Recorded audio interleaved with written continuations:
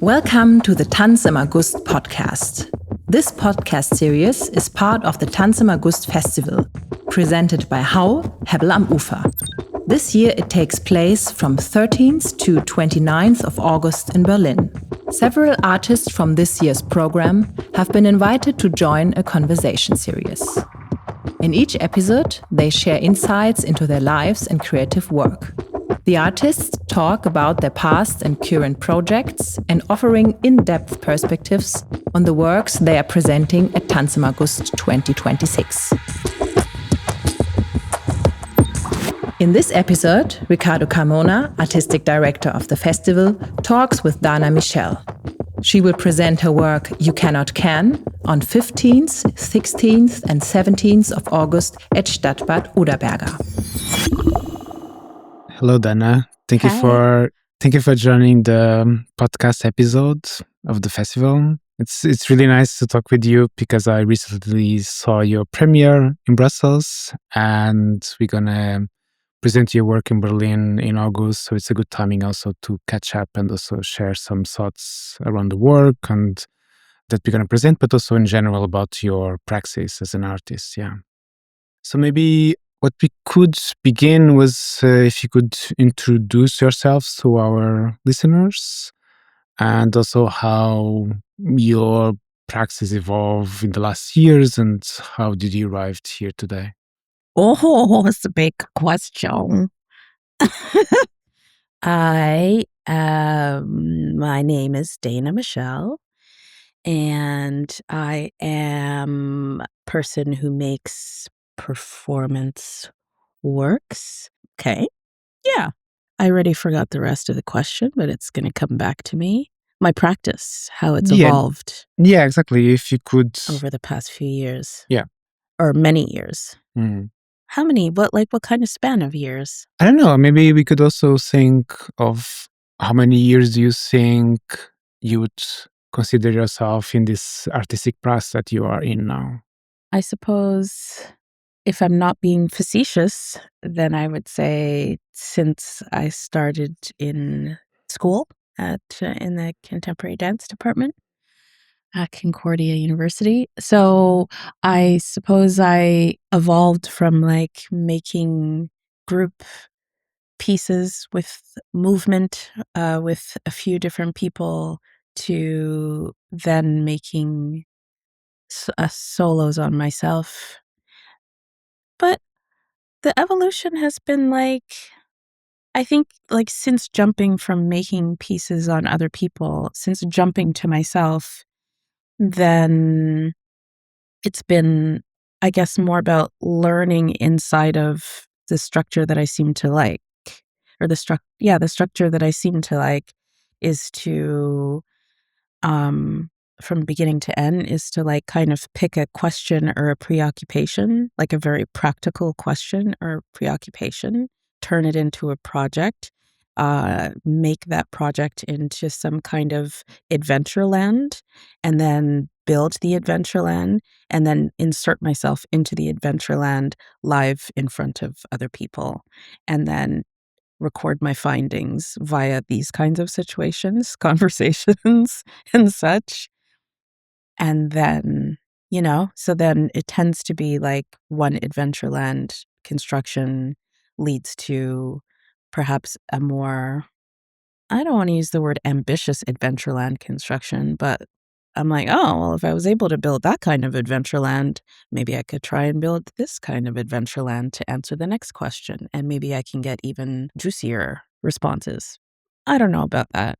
I think it's more just like I like to tickle my brain. And in order to tickle my brain, I need to change position each time.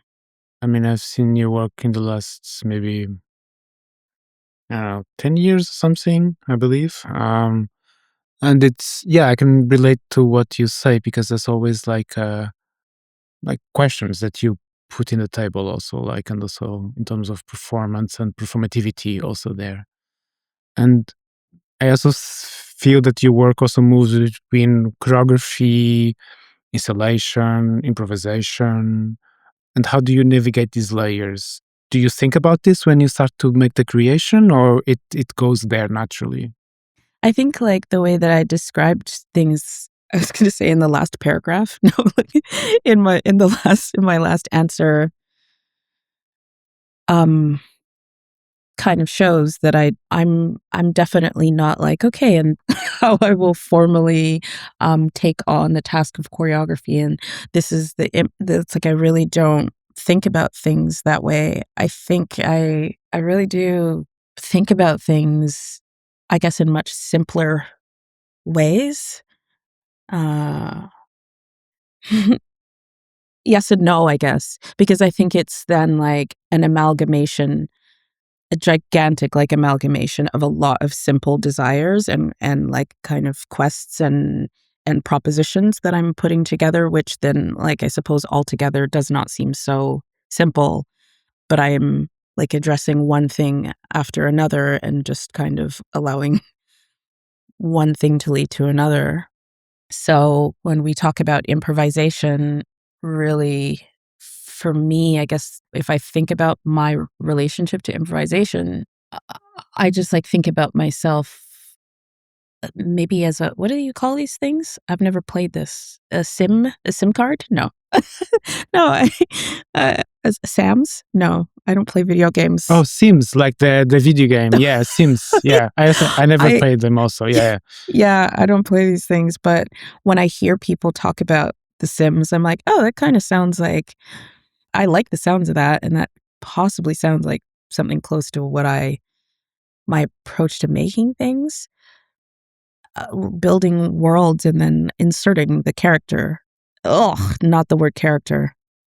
I'm just, No. But I see what you mean in terms of, I think it's really like world building yeah. because because Yeah. exactly. I think it's kind of this entering kind of this very specific universe with specific codes that some we relate, others are trigger more questions or keep us engaged, and we follow you in all the actions that you're doing actually. And this is why I find the work so fascinating because it keeps me quite actively busy. Mm-hmm. So I never feel like in a passive state when I'm seeing your shows, which is I also enjoyed a lot. Yeah, but this piece specifically departures from the relationship with water and with swimming.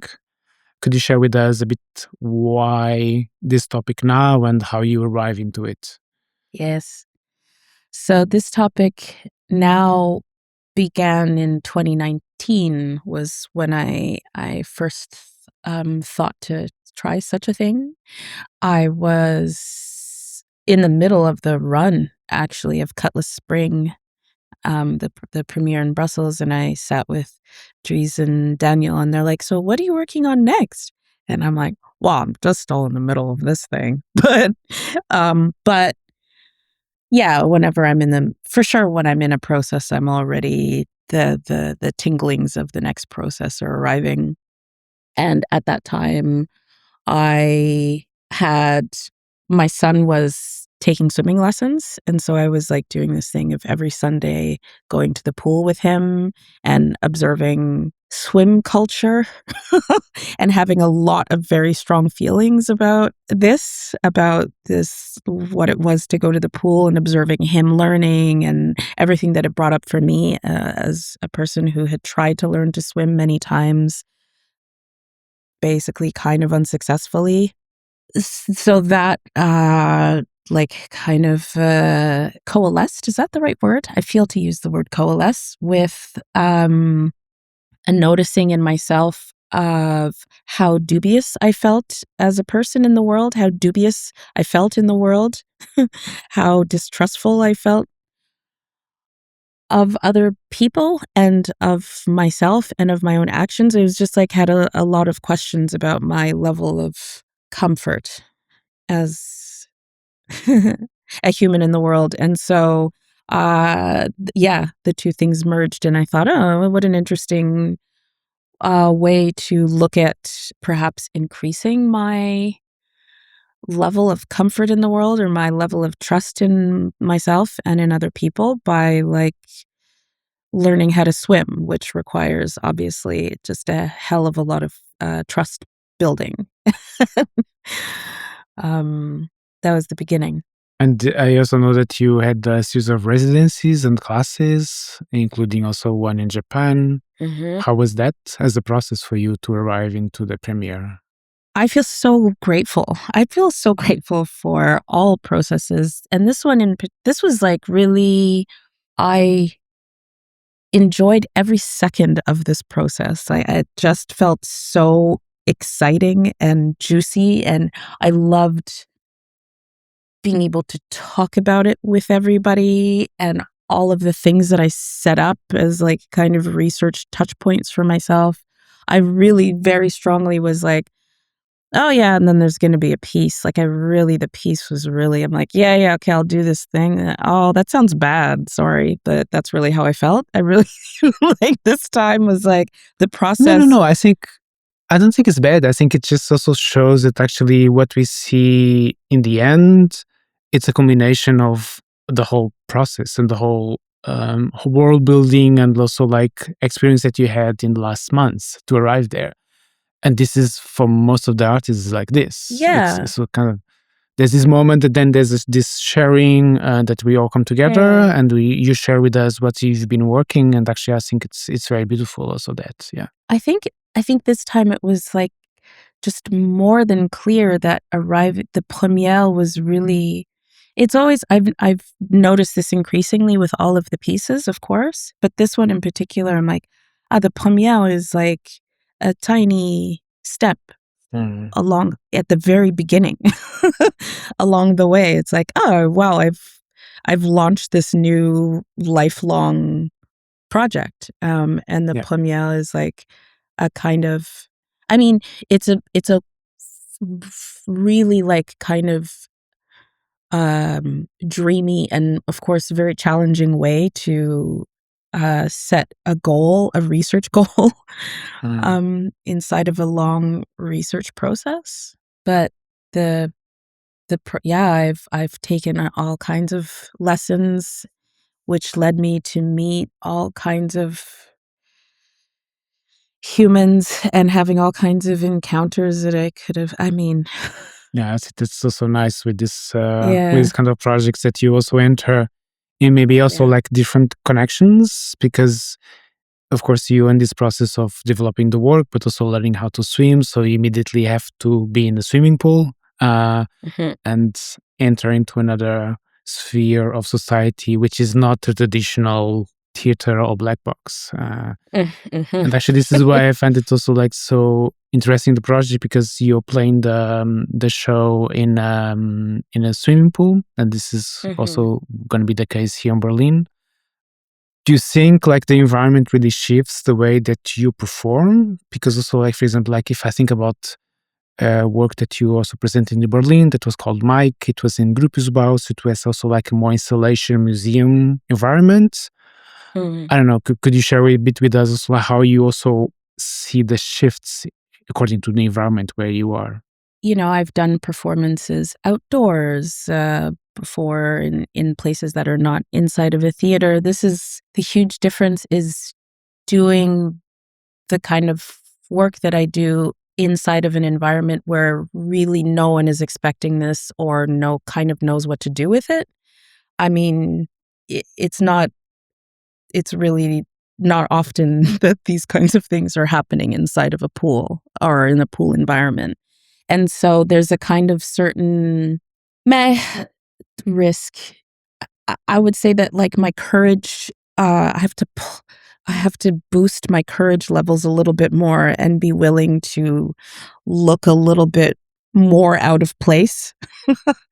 You know, if you're in a theater or a museum, or even like out when I've done a performance in the field, I'm still in a field where there's not really anybody else except for people who have arrived for the performance. So the witnesses are the trees and the grass and the water, and they're down with whatever you want to do unless you're hurting them. But you get to a pool, this like very, very codified place. This is how things work. And also like legally and safety wise, this is how you do things. And then you're trying to come in and have different ideas. And you really have a lot of stares and confusion and fear and wondering. And so to contend with all of this while trying to try stuff out. And on top of it, you're a person who's learning to swim, so already you're like pretty freaked out about where you are. is very new, and for sure this like I don't think I still have not, and I haven't done. No, it's just the beginning, so I can't fully analyze like the repercussions on my person, but they're definitely definitely there. And they definitely fed the creation more than ever. I mean, that it really is site specific, and not site specific to a specific pool, but like it is a piece that is, really the Lego me encountering the Lego pool. I just really have Lego in my mind now. I'm picturing like taking the figurine and then I insert this piece on the head and that on the body and then put it in the pool, and what does it do? No, but I think it's also, it's true also what you said about these codes that exist in the swimming pool, and sometimes it's security codes, but also it's a lot of social codes that actually they are not also written anywhere. So I think also sometimes also there where this confusing come from, because for example, like I will go often to swim, and there's this unspoken rule that some tracks will be faster for the faster swimmers and others for the slower swimmers. But actually, some swimming pools don't have this indication. Yeah. So you sometimes have this mix of speeds inside of the same lane.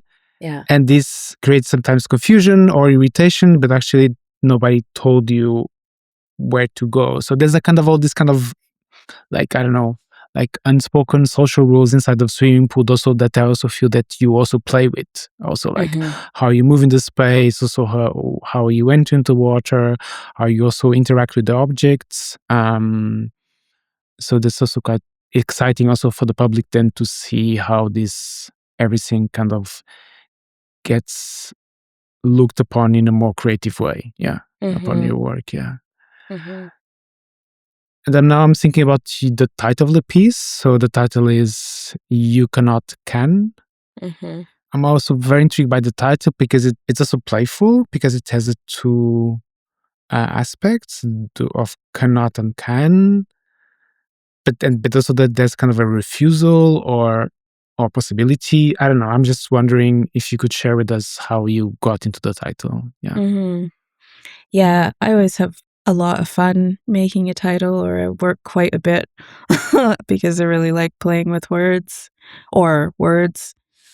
So, I mean, the first thing, there's multiple ways that I could answer that, but already what you just mentioned, how much movement is inherent inside of the combination of these three words is like very exciting for me. The amount of possibilities that it opens, like not just in terms of how it sounds or saying it, but of course, like when you try to associate meaning to the combination of these three words, any kind of vessel that I can create for like making more space and like pathways is the way to go for me.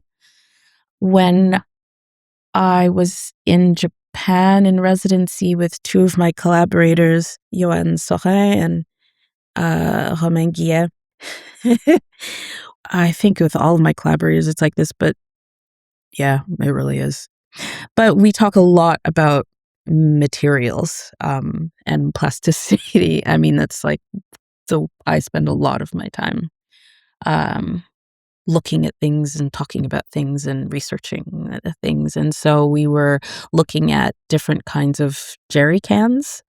I don't know how like widespread that word is, so fluent now in my landscape, but a jerry can is like where you put like petrol. Yeah. Or like canisters, or is it the same word? I don't know. Yeah, I mean a jerry can is like there's I don't have the definition open, but the term, I think it was coined like in the war by the British, no, by the Germans. Oh, yeah. Anyway, exactly, it's meant to transport gas or petrol, Yeah. but also water. And also,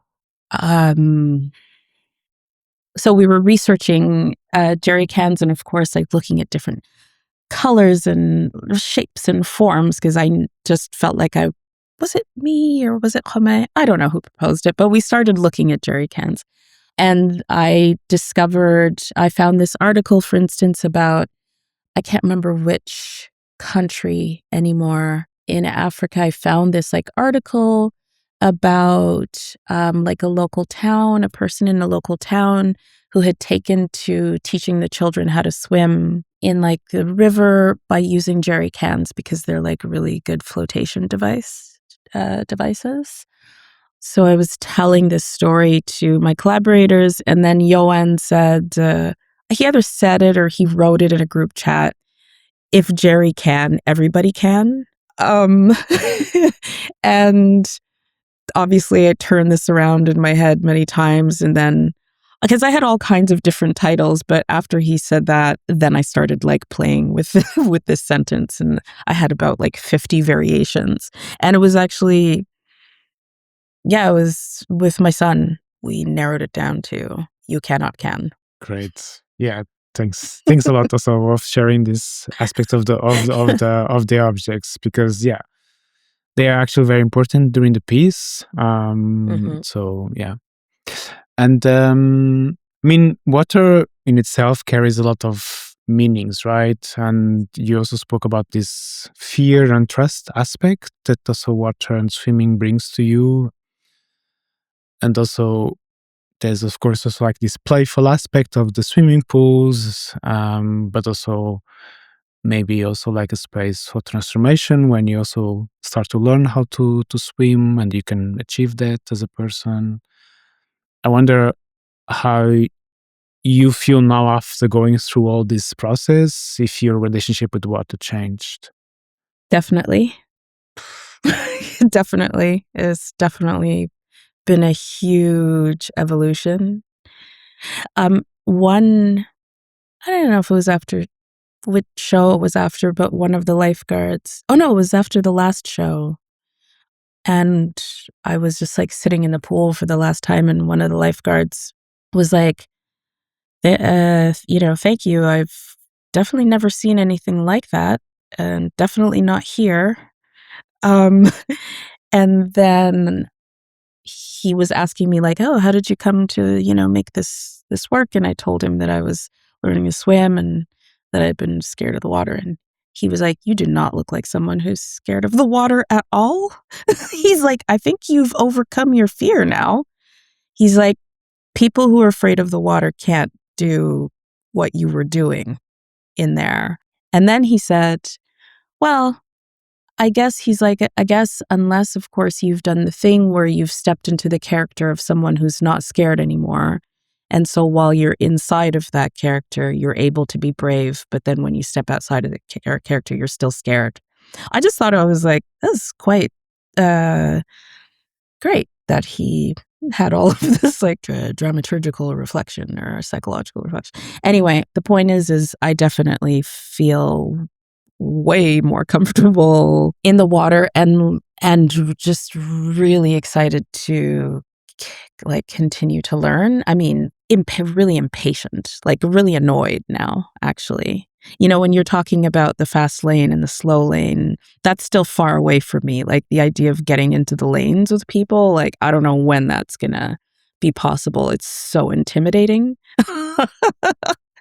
I can go in the lanes, and now I've been really spoiled rotten because I've had all this time in the pools by myself. And so I'm used to being able to try stuff out when I'm just by myself and a lifeguard nearby. I look forward to being able to like get in a lane and like swim with other people. Yes. I mean, this is like different swimming pools and different kind of lanes. Yeah. So I think you're going to find something. Yeah. I remember also like in our talks through the preparation of the project, you also brought this aspect of the history of relationship between people underwater and access to swimming, especially also like if we think about race and class. Do you want to share with us also about that aspect and how it then went into the piece? When I was learning to swim, and I don't remember when I was very, very young, but when I came back to it again, like in my late teens or early 20s, the thing that was repeated to me over and over again was, Black people have a harder time swimming because the bones are denser, like you can't float as much, like you're always going to struggle more to swim. This was every swim teacher that I had said this very, very easily. And so, on top of already having, I grew up in Ottawa in Canada, so, it's not exactly it's not exactly a swim capital.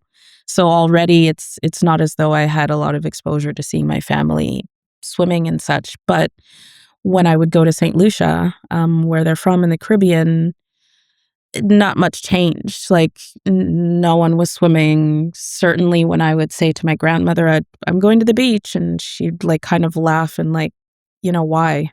Why are you doing that? And there was a lot of fear around the water. There was a lot of fear, and then there were a lot of very practical reasons why, the people with long hair wouldn't go into the water because it's very labor intensive to have this texture of hair and to get it wet. And I can go into, I won't because we don't have time, but like just that aspect alone, the relationship between hair and water, like Black hair and water. And it's just like a tiny aspect. But when I started thinking about these things and thinking about why I couldn't swim, and then, I barely had to scratch a little bit to then like uncover the like really wild statistics on like how many, the low percentage of like members of the global majority who could swim. I mean, was wild, and it's really dangerous. So it became like instantly inserted itself inside of my research process. Of course, God, I mean, I could say so much about this. Like just today, just let's go for it. I mean, we have time. I just noticed today. I don't know what the story is, but one of the like British swim groups that I follow. So now, and again, I'm only talking about like the Black community. There's this beautiful movement of like worldwide people from Black communities like making an effort to have swim lessons and to like get rid of this idea that Black people can't swim, and also that it get rid of the myths around Black people swimming, but also like actually trying to offer swim lessons for people from the Black community, not just the Black community, but people who can't swim in general. Anyway, so I follow a lot of these groups now, and I noticed today on Instagram that there are 3 Black women who died in the past few days in near Brighton in the UK. And there's no answers as to why, but they like found 3 Black women, and they were all sisters. This is really morbid what I'm saying. I mean, anyway, and they're like, okay, so far the police can't find any foul play, and I mean, my mind immediately did like one of them try to swim and then it didn't have the skill set, and then did one go? I just immediately, my first thought was, oh, did somebody attempt to swim and then they couldn't do it, and then they all got. And that's like quite significant, right? That's the first thing that my mind did. It like for any other, I think, group of people, you would immediately be like, oh, did they? I don't know. I just noticed that my mind went somewhere directly that it it wouldn't go there directly with like if a white person or 3 white people had been like found in the water. It's like not freezing cold at this time of year, you know. There wasn't like a big event going on anyway. Yeah, I'm kind of lost in what I'm saying because now I just read this like an hour ago, so I'm Sure. I mean, we also like following a bit this track about how also important is for a lot of communities also to have access to the swimming pools, access to the water, and also access also to lessons to learn how to swim. Because indeed, there's a very huge discrepancy between the statistics of which groups are most susceptible to drown and because they don't know how to swim. And this Exactly. is something that it's like interwoven in the piece, and also it's very like good that we speak about it because it's also it's a very concrete reality of many people, of course. Yeah.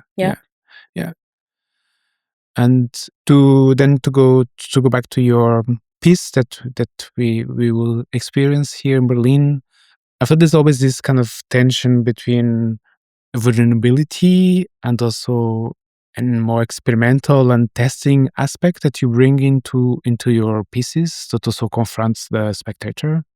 Is this created, let's say, actively on purpose, or is something that emerges from the creation?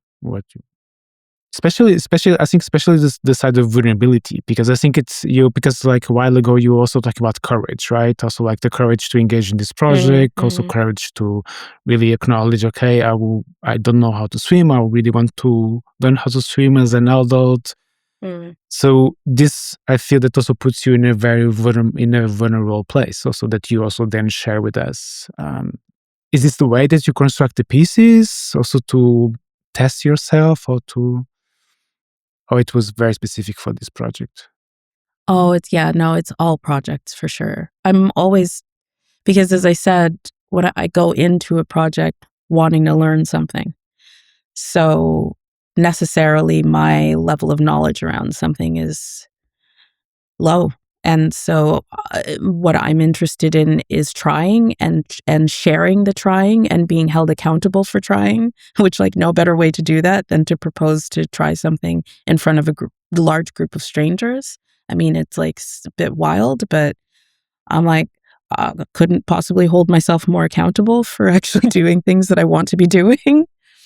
But, it's making me think a lot about this idea that this like kind of level of polish or mastery or command or like kind of knowing that seems to often be expected from a proposal, a book, a performance, a song. It's really starting to fascinate me, the kind of low level of tolerance that we have for watching people try to do something as opposed to watching people know how to do something. I think for sure a huge part of that is just human, right? When you're watching someone try, they're a little bit wobbly and then you feel a little bit like, are you okay? And exactly, that makes you a very active participant, and maybe in a way that you weren't expecting to be when you expect to come and like just watch something and take it in. And I'm not proposing that you can't just like watch and take it in, but I guess like inherently, because I'm trying something, it's like it's activating. But I'm not going, my goal in making is not to make people uncomfortable or nervous or like kind of be like, she's so vulnerable, we feel uncomfortable. I'm just like, I just find it much more interesting when I'm participating in something. I want to have something to do. This is how I get, this is where the investment starts for me, is like, oh, I also have something to do. I'm also figuring out with you. And when something is handed to me, I'm like, I'll just lie down.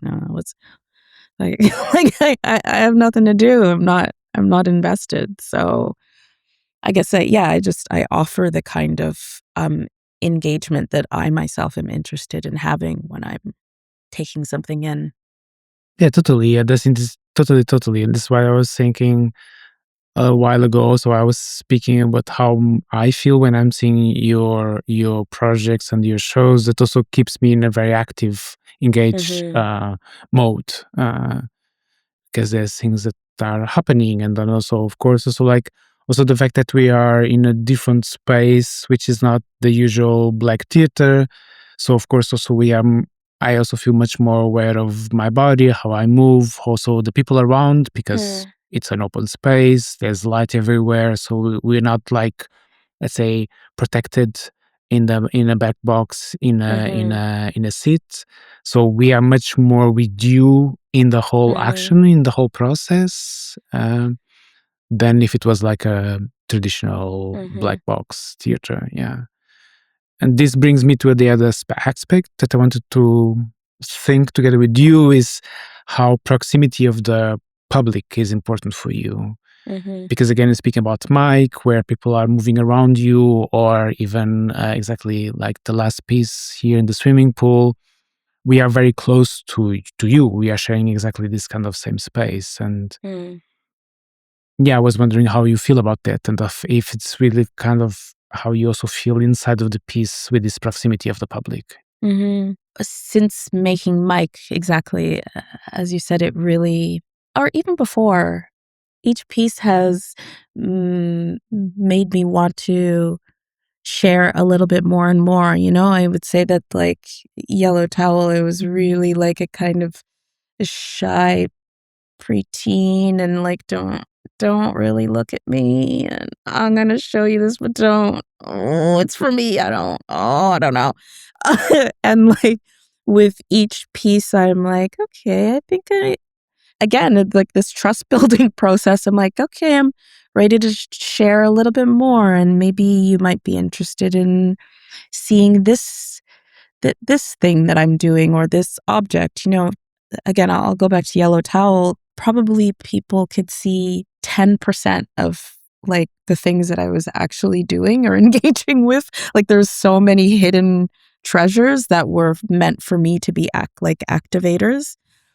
And I just became more and more ready and wanting to share these activators, ready and wanting to share these kind of treasures that I was engaging in, or like a kind of memory talismans and such. And then it just also made this quest that I'm on less solo. Like really, I'm just like thinking about this moment where I mean, it's so specific to this pool in Brussels, but where I'm like walking out of the pool and like seeing someone just like leaning over the edge, like really right above my head, to be engaged in whatever, the choreography of that moment, and to have someone that close. Like, it's just for me, it's just like such a beautiful way of encountering strangers, that how else could this happen? Like this way of communicating with people that I don't know. It feels so incredible to be able to casually engineer this kind of encountering. And when I was thinking about making a piece for the pool, I wasn't again, much like Mike, I wasn't like, oh, I want to engineer a way for me to be very close to people and have them, like, it wasn't. But it's so fun to watch how, okay, this is what this produces. Like, I really just feel like a lab scientist, a casual lab scientist. Just like, if I put this together and this, it produces that. Great. Again. And I take notes, and I'm like, okay. Yeah, I think also exactly the fact that there's also this openness about how you act, and also how we are in the space with you, that allows, of course, also these encounters to take place. And this is actually very beautiful. Because also I noticed that when people are outside of the usual traditional theater spaces, so the body moves in a different way. Also, people behave in different ways because it's site specific, so they don't have to follow the traditional codes of the theater. So this allows also like another reception of the works, I feel. Yeah. I'm pretty curious. Like you mentioned that before. I'm like, oh no, I'm so curious to. I wish I could be on the outside so I could see exactly what was happening. And in the first 2 nights, what day did you come? I saw the second show. Ah, you saw this. Okay. Ah, interesting. And you found that people because each show that each time people moved more and more. I mean, we specifically also gave a note, I think by show 3, that you can move to change your sight line. So the first 2 I felt like people were quite static, not moving too much. And that's it. By the end, there was just like lots and lots of movement, which was a big question. And how to manage that? Is that what I wanted? I mean, if you want that or not, yeah. Yeah, that's another thing, of course. Yeah, I mean, here in Berlin, we are not. I mean, we have to talk about that also. We are not sure because we are still like arranging things. But what I mean is also not. It's not only about the physical movement, or like in terms of crossing the space or something. I don't know, kind of these small signs, for example, like the fact that we have to take out our shoes because we are entering a swimming pool area, so there's water in the floor and we cannot bring the dirty shoes inside. I think just this fact, it kind of changes also like the way that people move, the way that people interact with each other.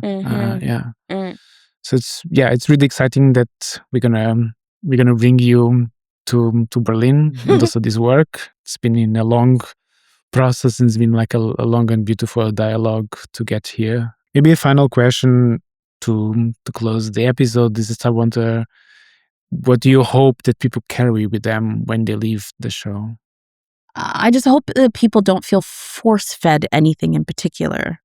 That if whatever they see doesn't match with whatever they think they were meant to see, like the less tension there can be around, I saw this, is this right? The less of that possible would be great. I would really just want for like maximum interpretation elasticity. Yeah, that's very beautiful. And I think also it aligns also with the work that you do. Totally. Yeah. So thanks again once for the talk. And yeah, see you soon here in Berlin then. Yes. Yes. Exciting. Cool. Thank you.